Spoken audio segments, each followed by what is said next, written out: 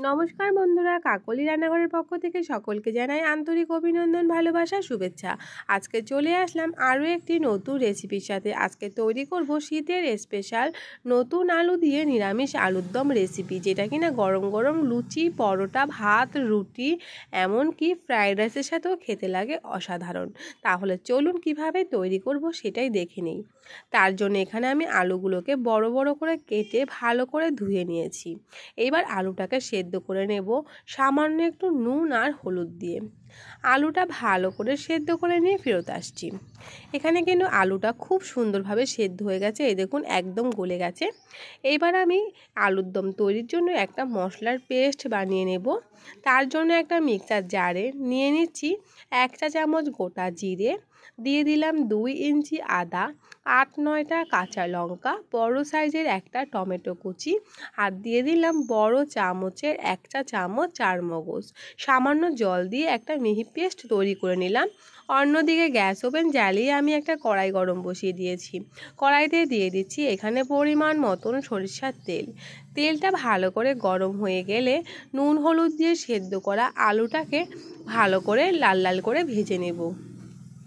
বন্ধুরা, নতুন আলু একটু সেদ্ধ করে রান্না করলে কিন্তু আলুটা খেতে ভালো লাগে, কেননা নতুন আলু কিন্তু একটু সামান্য কষ্টে থাকে, তাই কষ্টে ভাবটা কেটে যায়। আলুটাকে লাল লাল করে ভেজে আমি তুলে নেব। একইভাবে কিন্তু বন্ধুরা সমস্ত আলুগুলো ভেজে নেব।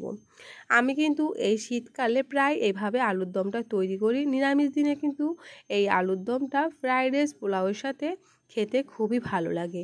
ঘরে থাকা সামান্য উপকরণ দিয়ে কিন্তু এই আলুর দমটার রাজকীয় স্বাদ আনা যায়, সেটাই আজকে আপনাদেরকে দেখাচ্ছি।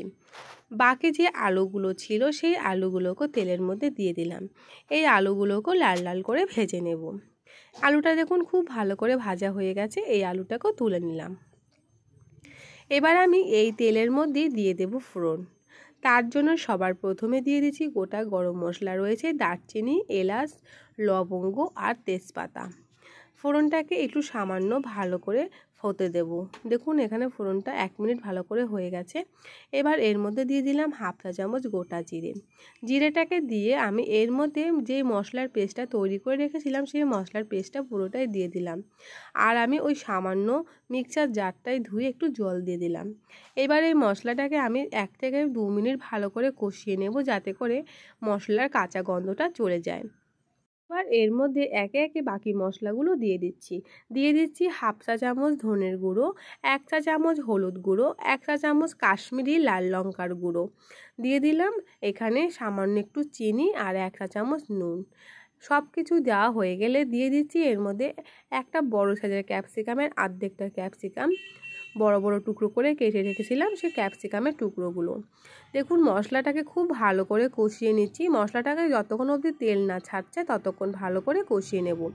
মশলাটা প্রায় তেল ছেড়ে দিয়েছে। এবার এর মধ্যে ভেজে রাখা আলুগুলোকে দিয়ে দিলাম।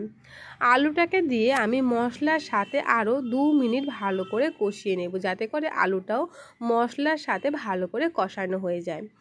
ভালো করে আলুটা কষানো হয়ে গেছে। এবার আমি এখানে দিয়ে দেব পরিমাণ মতন গরম জল।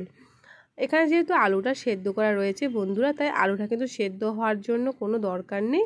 তাই কিন্তু গ্রেভিটা কে কতটুকু রাখবেন সে বুঝে জলটা ব্যবহার করবেন। আমি আমার পরিমাণ মতন জলটা দিয়ে দিলাম। সব কিছুর সাথে ভালো করে মিশিয়ে এটাকে 5 মিনিট টকবক করে ফুটিয়ে নেব। এখানে কিন্তু কোনো রকম চাপা ঢাকা দেওয়ার প্রয়োজন নেই, যেহেতু আলুটা সেদ্ধ করাই রয়েছে। ঝোলটা দেখুন খুব সুন্দর করে ফুটে উঠেছে। আমি আবারও সব কিছু ভালো করে মিশিয়ে এবার এর মধ্যে দিয়ে দেব 1/2 চা চামচ গরম মশলার গুঁড়ো, দিয়ে দেব 1 চা চামচের মতন কাসুরি মেথি, আর দিয়ে দেব বেশ কিছুটা ধনেপাতা কুচি। সব কিছু ভালো করে মিশিয়ে আরও 2-3 মিনিট ফুটিয়ে নেব। সবার শেষে এর মধ্যে দিয়ে দেব 1/2 চা চামচ বাটার। তাহলে কিন্তু বন্ধুরা তৈরি হয়ে গেল দারুণ স্বাদের, দারুণ টেস্টি, রাজকীয় স্বাদের নিরামিষ নতুন আলুর দম।